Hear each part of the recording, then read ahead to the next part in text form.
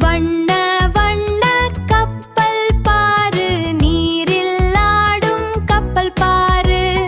பழுத்து தொங்குது பப்பாளி, சுவைக்க இனிய பப்பாளி. சோற்றில் போடுவது உப்பு, சுவையை கூட்டுவது உப்பு.